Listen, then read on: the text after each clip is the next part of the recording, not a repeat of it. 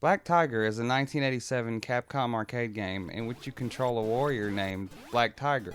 Why is he named that? I have no idea. He's not black or a tiger, so your guess is as good as mine. I can't help but wonder if some guy at Capcom was just sitting next to a stack of comic books, looked over and saw an issue of Black Panther, and then just straight up low-key ripped it off. Luckily, the game is more original than the name though, if not a little repetitive and cheap. In typical 80s arcade game fashion, the story is basically, there's evil, go fight the evil.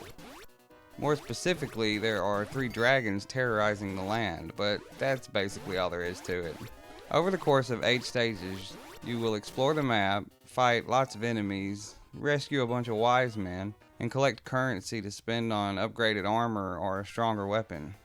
You can pick up keys, which are mostly found in breakable pots littered about the stages, and there are several treasure chests you can open. Destructible walls are occasionally hidden in corners of the stage that give you extra score or more armor.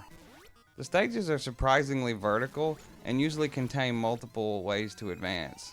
You will also find mini stages, or dungeons as the game calls them, which are completely optional but will afford you with a chance to earn more currency or open more chests. Your attack is a mixture of a chain whip along with multiple daggers that fly out and an angled spread shot attack. The daggers do very little damage but are handy for taking out small bats or the fiery devils that shoot fireballs at you if you get too close. The melee part of the attack does a lot more damage and has a pretty generous reach, but a lot of the enemies take more than one hit. I always enjoyed Black Dragon when I played it at the local skating ring as a kid. It seemed like one of those games that didn't really get a lot of praise from people though. Barely anyone I knew ever made a big deal about it back then, and it certainly didn't seem to reach the popularity of other Capcom games.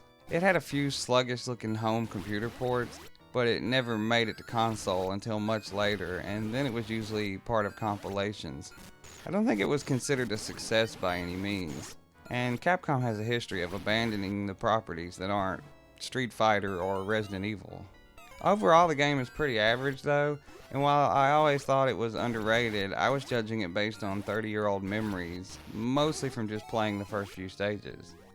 Now that I've gone through the whole thing, I think I understand why it isn't held in the same regard as similar arcade classics. The stages may have completely different graphics, but none of them really introduce anything new or different aside from the scenery.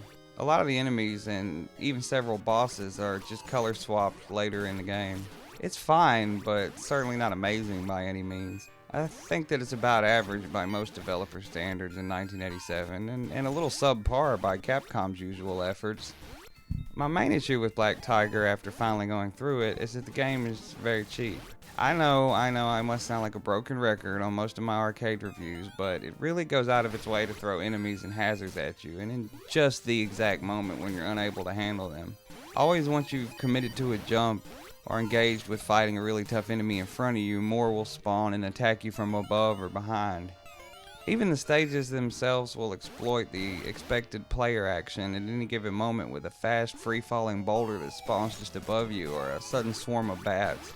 Walls burn you with fire that erupts next to a treasure chest that's just sitting there like some sort of cheap bait. And even some of the chests themselves are traps. Luckily, most of these things are easily avoidable once you're aware of them, but they're the kind of obstacles that will almost always hit you the first time when you reach them, which makes getting through the game feel like a war of attrition and requires a lot of patience. But if it doesn't bother you, then you'll probably enjoy just brute forcing your way through the game with unlimited continues. You do get set back a little bit when you die, so bosses will need to be defeated in one go. It's also important to note that if you need better armor for some of the tougher ones, and you make the mistake of triggering the fight without it, you might find yourself without a way to really advance. But I wouldn't spend too much of your earnings on armor upgrades, because when it's gone, whereas your weapon upgrades are permanent and way more useful in the long run. If you put everything into leveling up your weapon early on, then you will have plenty of money for armor boosts near the end of the game when you need it the most.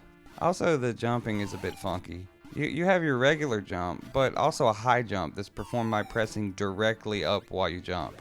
and honestly it just feels a bit off. You have very little control of your character in midair, and in order to high jump to the right or to the left, you have to pull off a weird feeling combination of up, jump, and then right or left. Imagine an upside down Street Fighter fireball like motion, just to perform what should be a simple jump. And for the most part, the high jump is useless otherwise, so a little tweaking of the level design could have eliminated it entirely.